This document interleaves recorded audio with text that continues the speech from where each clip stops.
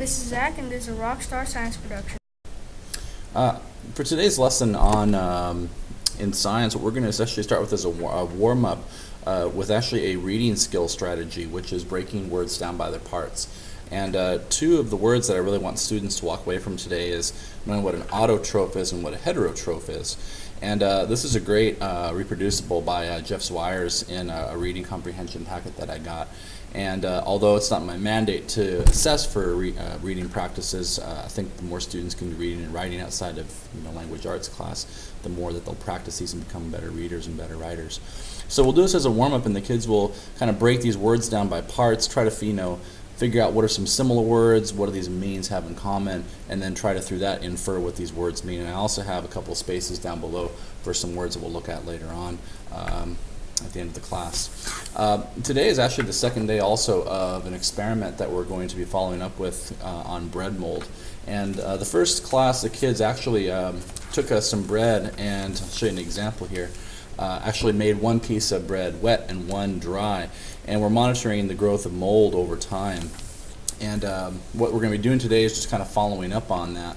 The follow-up to analysis is really something we'll do a little bit later, but today what we're going to be doing is just seeing how, if any, mold is growing on here, and what percent is covering the bread. So there's a little bit of math application and integration in there. Another thing about this, as the mold does grow, and it will, it'll really get students thinking about how things grow. We're going to talk a little bit about the work of Francisco Reddy, who did some controlled experiments on meat, and how basically he disproved the theory of spontaneous generation, which is that living things can arise out of a non-living thing.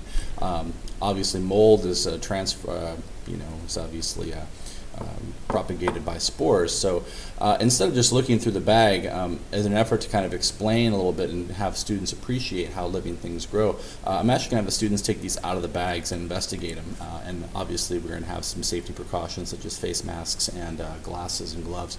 But through that, I really want to press upon them how life is very small, and some of them obviously, if ingested, can be kind of harmful. So I think through this, the students are really going to start to feel like scientists in the lab as they're working with controlled substances. And so this is going to be step 2 of our lab. We'll also follow up with this later on this week.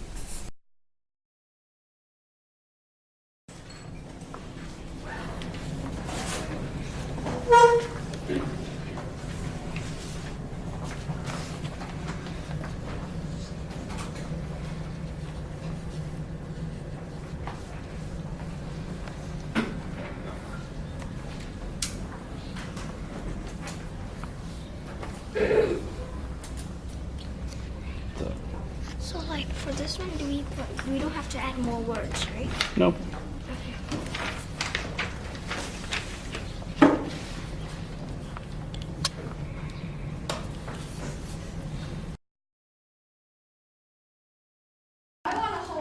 Make sure this.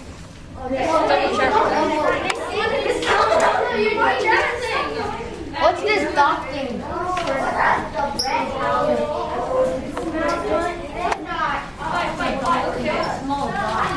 Where do you put it?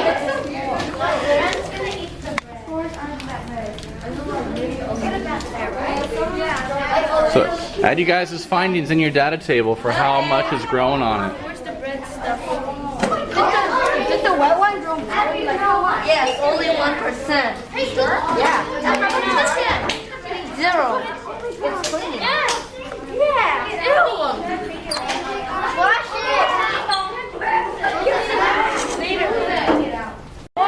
Oh, that yellow thing is also mold? Yeah, of course. Oh, then much more than 1%. Give it a 5. What do you think about this one? 0. No, it's a little. You guys have yours.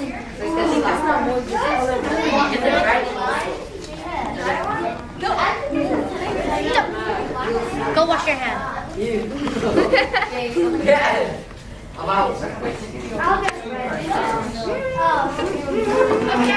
Put your face mask on, Harry, and your glasses. Did you guys check it out? Where's your bread? So open it up. Take